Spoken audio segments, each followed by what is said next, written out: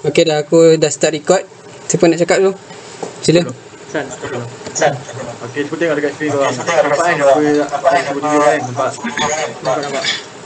Okey, baik. Bismillahirrahmanirrahim. Assalamualaikum warahmatullahi wabarakatuh. InsyaAllah pada hari ini kita akan membincangkan Nasakh dan Mansukh. Untuk pembukaan untuk membincangkan dengan kawan kali ini, saya akan menerangkan Nasakh. Okey, tengok pada skrin di hadapan ini, iaitu 2.1 definisi Nasakh dan syarat-syaratnya dan kemudiannya dalam Quran. Apakah definisi Nasakh ataupun apakah dari segi maksudnya? Dari segi bahasa Nasakh itu bermaksud izalah, iaitu menghilangkan sesuatu. Okey, bagaimana firman Allah dalam surah Al-Hajj ayat 2, maksudnya Allah kemudian menghilangkan apa yang dimasukkan oleh syaitan, lalu Allah memperkuatkan ayat-ayat.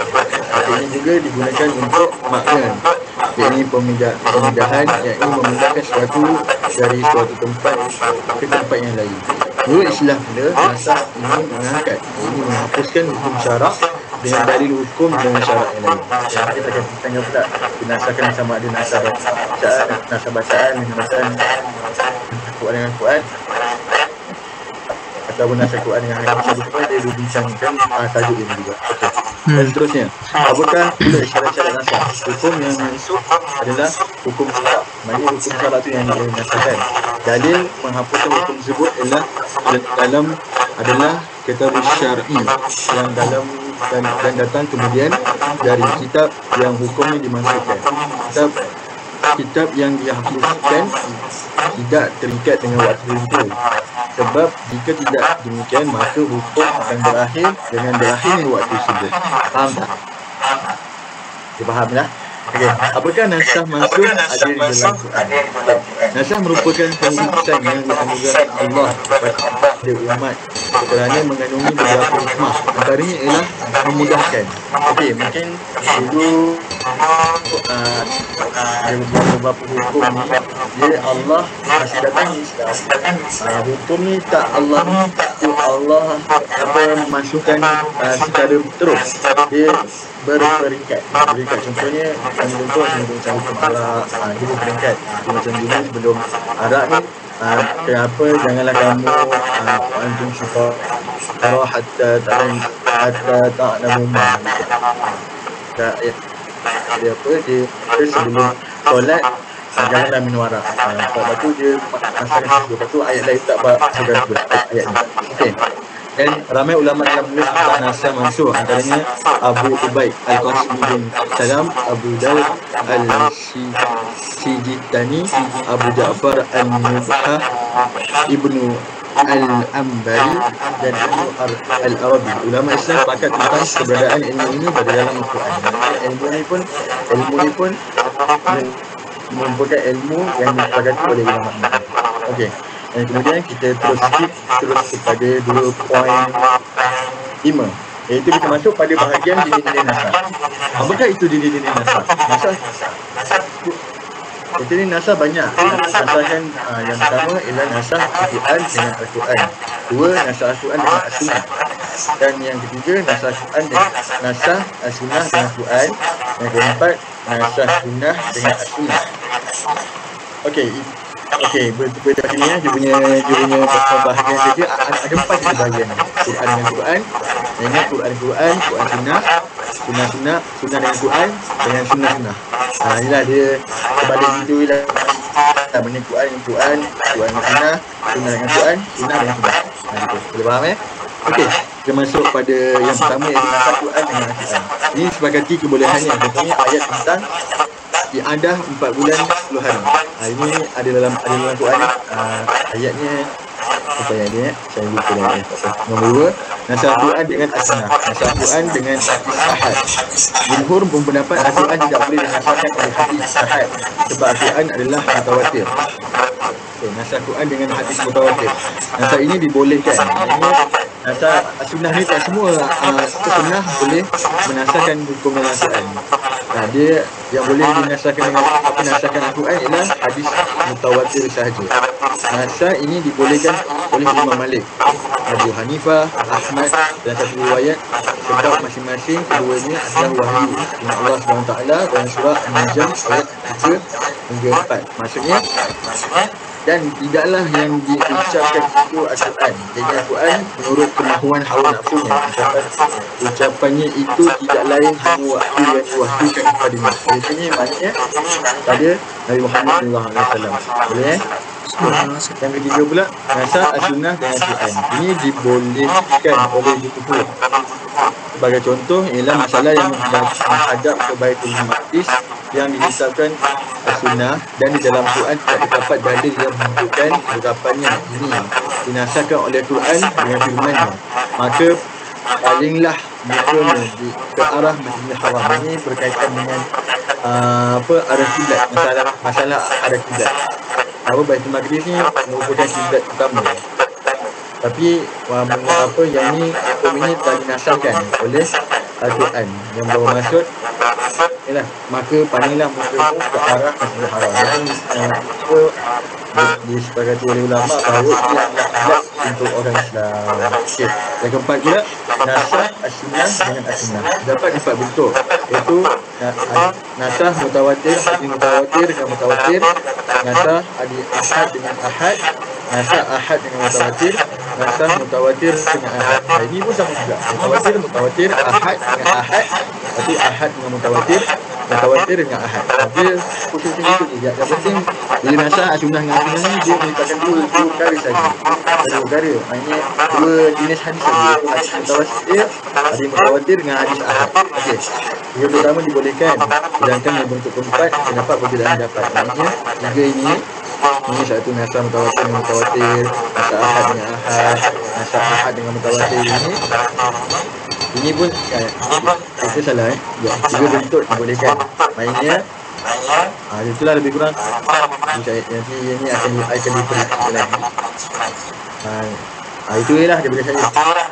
Okay, kalau ada kurang kita maafkan, nanti kalau ada kurang kita akan rujuk dengan Dr. Wahyu balik. Boleh? Ya. Okay, seterusnya saya akan serahkan kepada Hanafi untuk teruskan. Kalau gitu aku ni satu je ni, satu bagian 2.6, 2.7 27 Hikmah bukan Adam. Aku tu ada jenis nasah dengan bawah dia tu. Boleh lah itu. Boleh.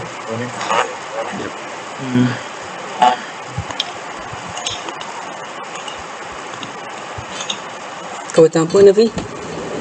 Nasah dah berganti Okay, kita teruskan dengan 2.6 nasah dalam Al-Quran dan pembahagian surah Al-Quran yang dinasahkan atau tidak. Okay, yang pertama dia terbagi kepada kalau kita tengok sini, nasah dalam Al-Quran ni ada 3. Okay, yang pertama nasah bacaan dan hukum. Okay, nasah bacaan dan hukum ni apa dia? Contohnya misalnya yang diriwayatkan oleh Muslim dan yang lain daripada Aisyah, dia berkata di antara yang dikurungkan kepada beliau adalah bahawa 10 sesuatu yang diketahui itu menyebabkan pemahraman. Kemudian dinasahkan oleh 5 sesuatu yang diketahui ketika Rasulullah wafat. 5 sesuatu ini termasuk ayat Al-Quran yang dibaca. Lepas tu ucapan Aisyah, 5 sesuatu ini termasuk ayat Al-Quran yang dibaca secara zahir, menunjukkan bahawa bacaannya masih tetap ada, tapi tidak demikian hanya kerana ia tidak terdapat dalam mushaf ini. Okey, nak kata kat sini dia cakap yang mana nasah hukum daripada bacaan Al-Quran dan hukumnya telah dinasahkan atau telah dihilangkan, dihapuskan. Lepas tu kat sini yang jelas ialah tilawahnya telah dinasahkan, tapi pemenghabusan ini tidak sampai kepada semua orang kecuali selepas Rasulullah wafat. Maknanya Rasulullah wafat, jadi dah bacaan dan hukumnya turut dinasahkan.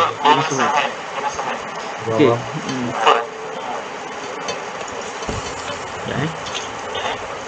Aku ada tengok juga dekat slide lain. Kat sini kita cakap okey. Nasih hukum ini yang berkait dengan hadisnya tadi tu lah, yang contoh dia ayat pengharaman disebabkan 10 sesuan lalu dimasukkan menjadi 5 sesuan. Macam mana yang hadis yang daripada ni Aisyah radhiyallahu anha tadi cakap antara yang diturunkan adalah 10 sesuan lalu dimasukkan menjadi 5 sesuan. Kemudian Rasulullah SAW wafat dan ia daripada Al-Quran yang masih dibaca. Maksudnya kat situ Dia kata ayat ni hadis ni sama. Wadi sama. Hadis ni sama sebab aku tengok yang dekat blog orang. Dekat sini nak cakap bacaan dan hukum ni telah dihapuskan lah, berkaitan dengan 10 sesuai dengan 5 sesuai. Betul, seterusnya nasah hukum. Kalau sini juga nasah hukum sedang tilawahnya tetap. Ataupun maksud lain nasah hukum tanpa bacaan. Kira bacaannya tetap tak dinasahkan. Dia cuma nasahkan hukumnya. Okay, kat sini contoh kat sini contoh dia nasah hukum ayat-ayat iddah selama setahun, sedangkan tilawahnya tetap, iaitu cara pembacaannya tetap dalam Al-Quran. Okey, kat sini dia cakap kalau yang kita tengok dekat sumber luar, ulama berpendapat bahawa harus nasah hukum dalam ayat tetapi tidak pada bacaannya. Jadi dia cuma menasahkan hukum, bacaannya tidak dinasahkan. Contohnya firman Allah, maksudnya diwajibkan ke atas kamu apabila seorang di antara kamu kedatangan tanda-tanda maut, jika ia meninggalkan harta yang banyak, berwasiat untuk ibu bapa dan kaum kerabatnya secara ma'ruf. Ini adalah kewajipan ke atas orang-orang yang bertakwa. Okey, kat sini hukum ayat hukum ayat ni telah dinasahkan dengan hadis yang berbunyi la wasiyatan liwarisi, tiada wasiat untuk waris. Okey, maksudnya kat sini hukum asal memberi wasiat ni pada ibu bapa dan kaum kerabat adalah wajib, tapi telah dinasahkan melalui hadis yang tadi yang saya bacakan tadi. Walau bagaimanapun bacaan tidak dinasahkan, dia kekal. Bacaannya dalam Quran tetap sama. Bacaan dia sama, cuma hukumnya dia nasah. Okey lah. Okey Ram. Okey, teruskan. Okey, ada lagi contoh lain pula. Maksudnya, dan orang yang akan meninggal dunia di antara kamu akan meninggalkan isteri, hendaklah berwasiat untuk isteri-isterinya, iaitu memberi nafkah sehingga setahun lamanya dan tidak disuruh berpindah dari rumahnya. Okey, kalau hadis yang ni pula, dia menunjukkan bahawa iddah seorang tu bila kematian suami, dalam yang hadis ni ada setahun. Lepas tu selama itu dia kena bagi nafkah daripada harta suaminya dan tidak mendapat harta waris. Harta waris tu jadi nafkah untuk dia. Lepas tu lalu Allah memasukkan hukum tu dengan berfirman, maksudnya orang-orang yang meninggal dunia antara kamu dengan meninggalkan isteri-isteri, hendaklah para isteri itu menangguhkan dirinya, iaitu beriddah selama 4 bulan 10 hari. Jadi hukumnya telah kalau sini kan, kalau nasah tu dia kan ada banyak maksud, menghapuskan, menukar, memindahkan. Jadi kat sini Allah mengubah daripada setahun tu menjadi 4 bulan 10 hari. Dia punya hukum dia. Tapi dia punya bacaan tu tak sama dalam Quran. Okey, dia punya hikmah nasah ni, hukum tanpa bacaan ni adalah untuk meringankan umat Islam. Contoh, iddah setahun kan lama kan. Jadi Allah turunkan ayat dengan masuk hukum 4 bulan 10 hari. Okey, untuk yang terakhir, nasah bacaan tanpa hukum. Okey, dekat sini dia menasahkan, menghapuskan bacaan tapi bukan hukumnya. Contoh sini firman Allah, maksudnya lelaki dan perempuan yang berzina, maka hendaklah kamu merejam mereka sebagai hukuman daripada Allah SWT. Okey, dalam ayat tu dan dulunya dalam surah Al-Ahzab, ayat ni telah dimasukkan secara bacaannya. Jadi bacaannya telah dimasukkan, tapi hukumnya ada. Namun iaitu salah. Okey, sini. Dulu dalam surah Al-Ahzab, ayat tersebut dahulunya terdapat dalam surah Al-Ahzab yang dimasukkan bacaannya saja. Namun hukumnya masih dipakai sampai sekarang. Iaitu mana pezina lelaki dan perempuan yang telah berkahwin, hukumnya direjam kedua-duanya. Okey, ini menunjukkan bahawa dia cuma menasahkan bacaannya dalam Al-Quran dan tapi hukumnya tetap dijalankan. Hikmahnya kat sini dia menasahkan bacaan tanpa hukumnya ialah untuk mengihatkan lafaz Al-Quran ke dalam medium tertentu. Contohnya macam kita nak tak adalah nak letak hukum contoh hukum berzina tadi, kita nak orang nak letak panjang-panjang dia punya ayat Quran. Sebab ni untuk memudahkan orang nak hafal. Untuk dia punya ayat dimasukkan tapi hukumnya masih dijalankan. Kat sini lebih hikmah dia untuk memudahkan penghafalan serta memberi kemudahan kepada ulama untuk meneliti dan mengenalinya. Itulah yes.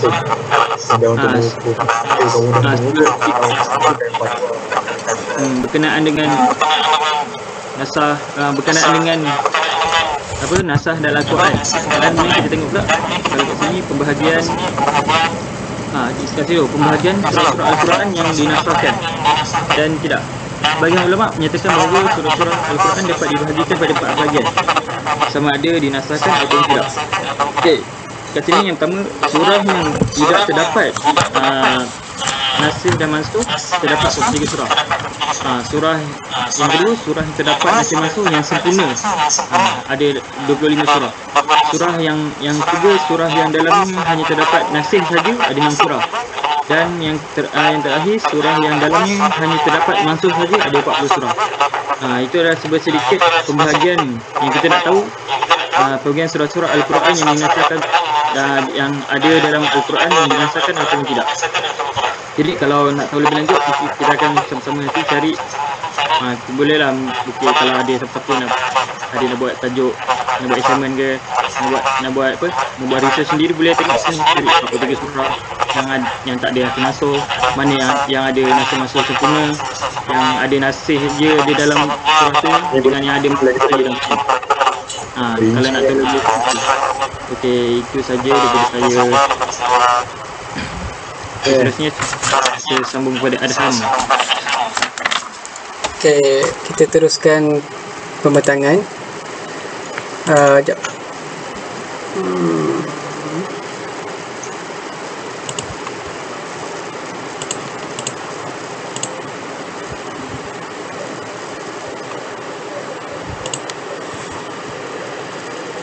Kita teruskan 2.8 2.8. Ni tengah present ni. Saya dah. Ni tengah present ni. Dah sambung. Okey. Kini dekat skrin korang dia macam mana? Dekat skrin korang dia satu muka ke ataupun ada muka korang sekali?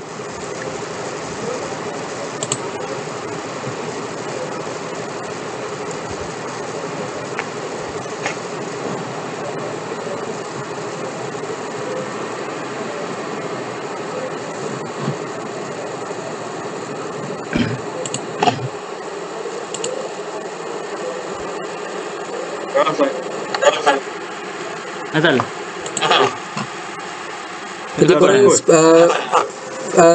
Tadi korang present yang okey. Apa ni masalah problem ni? Problem macam ni. Kita faham macam online problem. Boleh ni. Nanti kau share WhatsApp dah. Bagian kau nak apa saya share tuan dulu.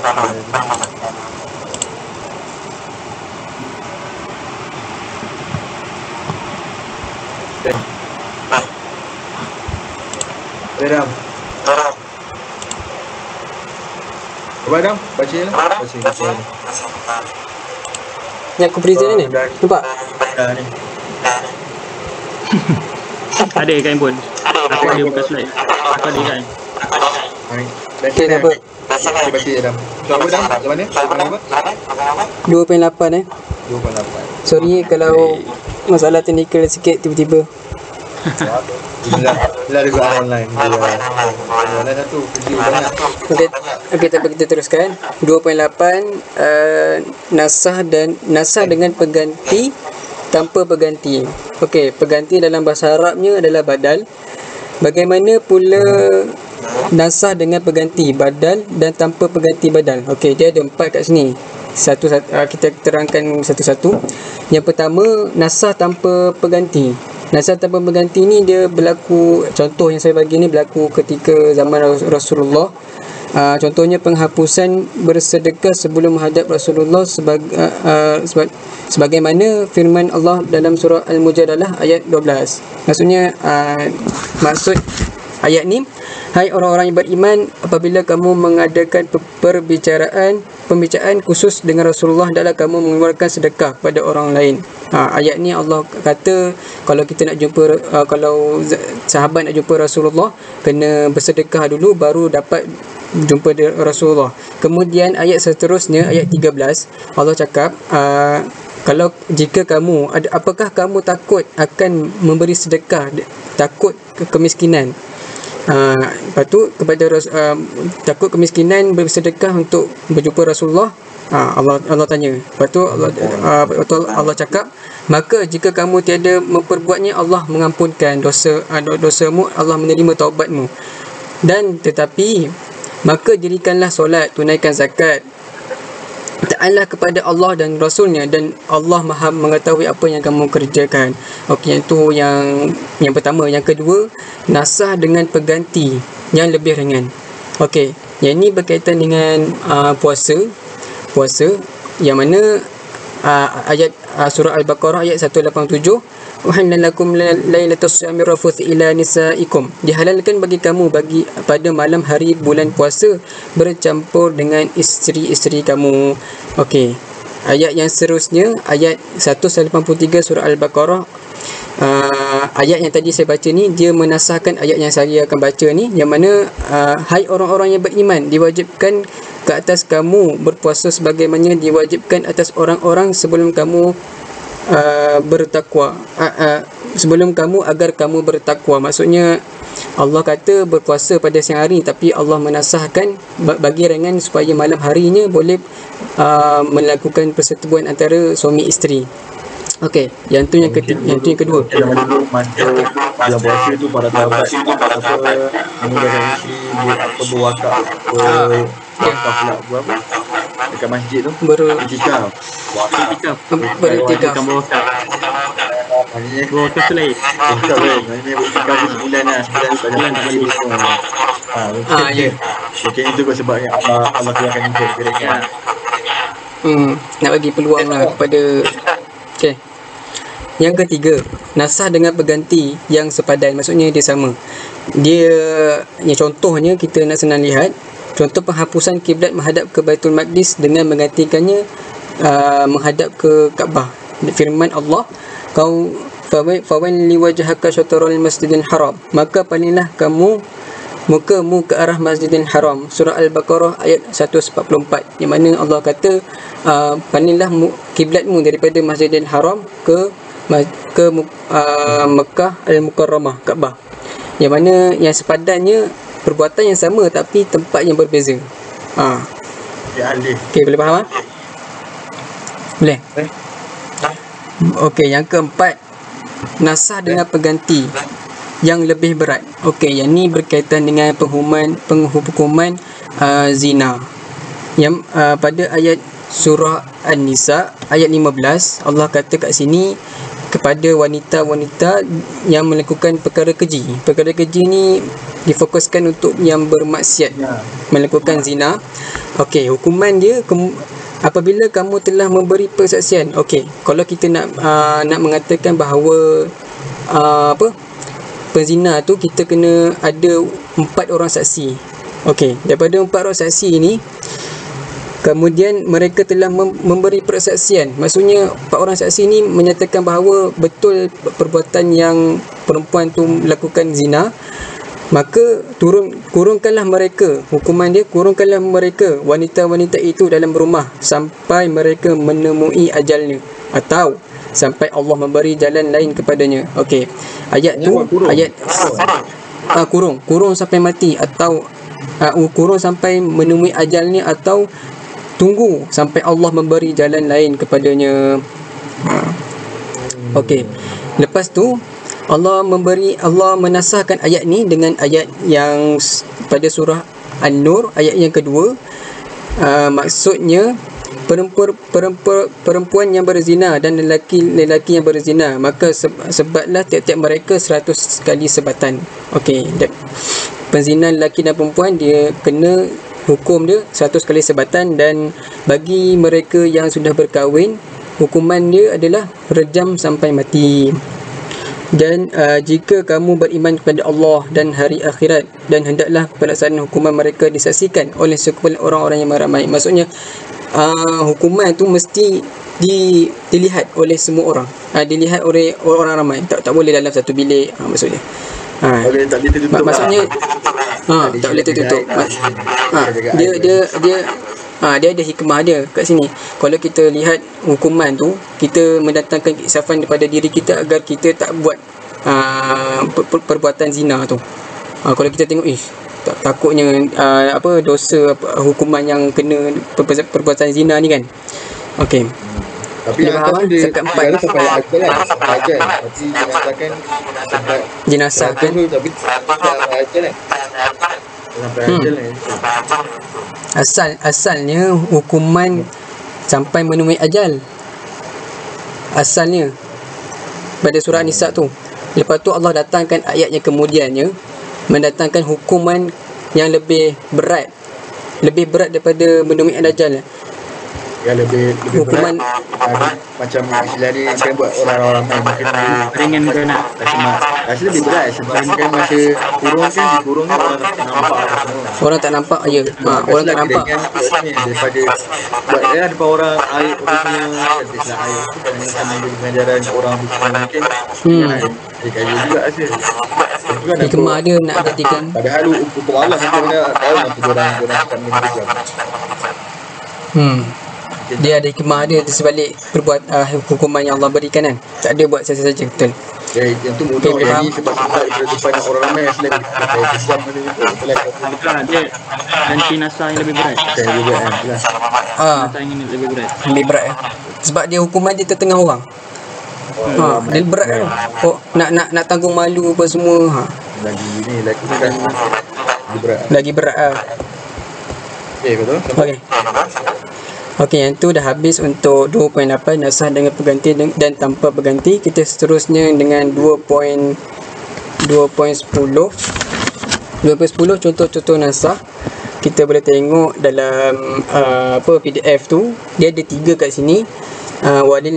Yang pertama, walillahil masyriq wal maghrib fa inna ma tuwallu fa thamma wajhullah. Dan kepunyaan Allah lah timur dan barat, maka ke mana pun kamu menghadap, di situlah wajah Allah. Okay, kita teruskan pada ayat yang bawahnya, fawalli wajhaka syatril masjidil haram. Yang dikata kat sini, ayat ni berkaitan dengan ada yang berpendapat inilah yang benar, bahawa ayat pertama tidak dinasahkan. Maksudnya ayat ni fokus untuk solat-solat sunat, berkenaan dengan solat sunat saat dalam perjalanan yang dilakukan di atas kenderaan, juga dalam keadaan takut dan darurat. Dengan demikian, maksudnya kat sini tak ada sangkut ada. Tak ada. Ya. Tak apa, teruskan.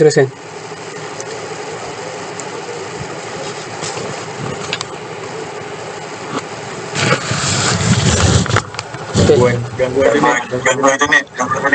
Betul gangguan internet. Dapat.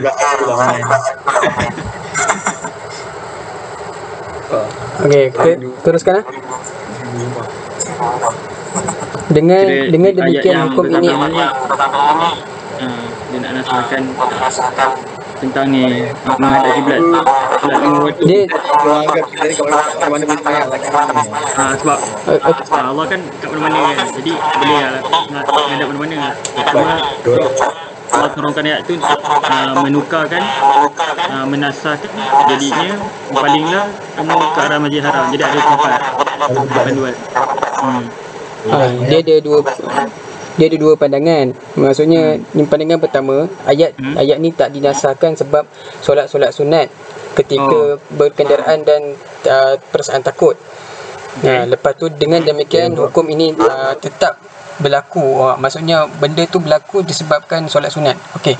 Yang pendapat yang kedua, apa yang saya faham, okey, sedangkan ayat kedua berkenaan dengan solat fardu, solat 5 waktu tu, dengan dan ayat benar ini, ayat yang kedua ini, ayat yang fawalli wajhaka syatal masjidil haram ni menasahkan ayat pertama bahawa berpalinglah kiblat daripada Baitul Maqdis ke Makkah Al-Mukarramah. Nasa usul ni ayat saya Okey. Yang kedua, kutiba alaikum idza hadara ahadakumul maut. Maksud dia diwajibkan atas kamu apabila seseorang di antara kamu kedatangan tanda-tanda kematian, jika ia meninggalkan harta yang banyak, berwasiat untuk ibu bapa dan kerabatnya secara makruf. Yang ni dah diterangkan oleh Hanafi tadi berkaitan dengan wasiat. Ayat ini dimansuhkan oleh hadis. Sesungguhnya Allah telah memberikan kepada setiap orang yang mempunyai hak dan haknya, maka tidak ada wasiatnya bagi waris.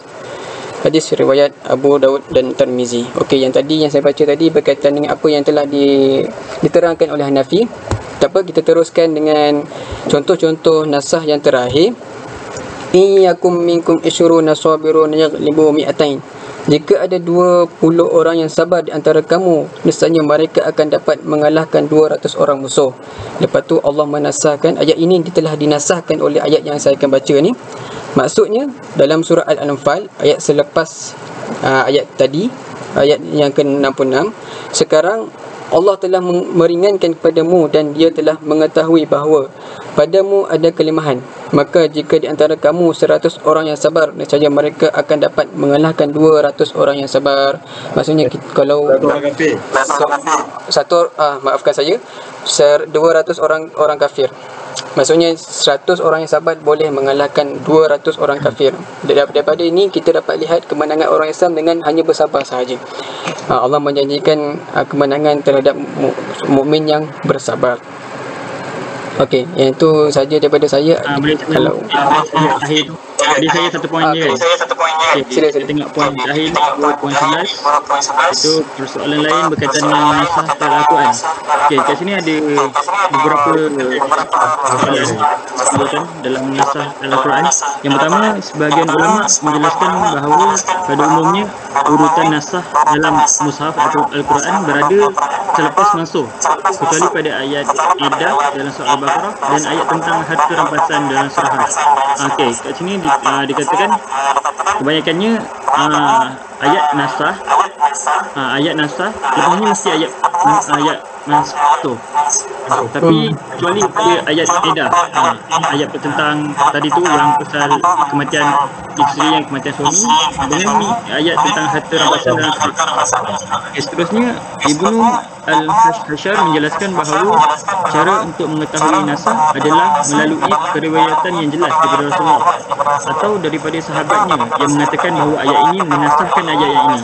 Kat sini juga antara salah satu cara untuk kita menunjukkan bahawa itu adalah ayat nasah, di mana dia mestilah betul-betul periwayatan jelas daripada Rasulullah ataupun daripada para sahabat yang mengatakan bahawa ayat itu memang ayat memang Rasulullah menasahkan ayat itu.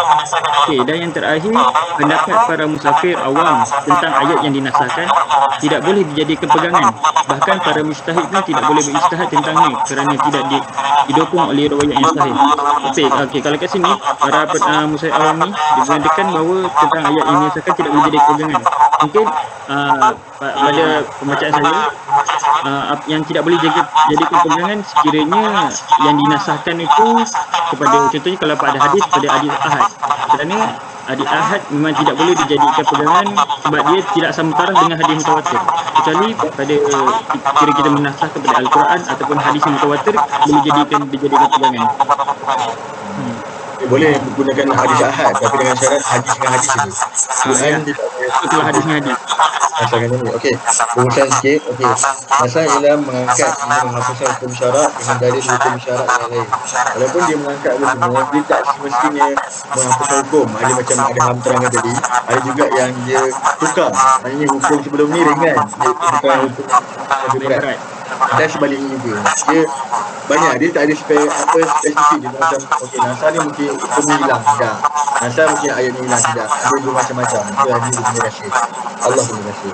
Okey, jumhur ulama berkata bahawa NASA dapat izin akal dan telah terjadi dalam hukum Allah. Maksudnya ulama semua berdapat bahawa NASA ni memang masih boleh diterima oleh logik akal. Akan tetapi mungkin orang-orang yang bukan Islam mungkin kurang pemahaman. Macam ni lah hukum dia lah, macam hukum ni lah. Yang sebab dia orang ramai sebelum mungkin hukum ni potong tangan terdapat 4 nasa, iaitu nasa saya ni saya bacakan apa nasa Al-Quran, nasa Quran, nasa sunnah dengan Al-Quran, nasa dengan sunnah. Jadi kena ingat bahawasanya kalau Al-Quran, nasa dengan sunnah semua sunnah yang mengkawankan ahad juga. Tapi ada ahad ni boleh juga apabila hadis nasakan dengan sunnah dengan ahad juga. Hadis ahad tadi ada mengkawankan ada ahad. Okey, dari nasa dalam Al-Quran ialah nasa bacaan dan hukum. Nasa hukum dan tilawah tetap, nasa tilawah tetap dan tetap hukum itu tetap. Yang tadi yang ada 3 tu. Ada tetap tapi hukum tak ada. Ada yang hukumnya ada dan bacaan ni tak ada. Tapi dulu Itu jenis lah. Nak tahu. macam susuan yang dia. Al-Quran ni ada 3. Macam susuan ni dia apa? Susuan ni bunyi tak ada kan? Bacaan tak ada. Contohnya yang tadi penyusuan 10 dinasakan pada 5. Tapi lepas Nabi wafat dinasakan tak ada hukum tu. Okey, lepas tu yang kelima dapat juga nasa dengan pengganti yang lebih ringan. Yang saya dah kata lebih ringan padan atau lebih berat. Lebih ringan.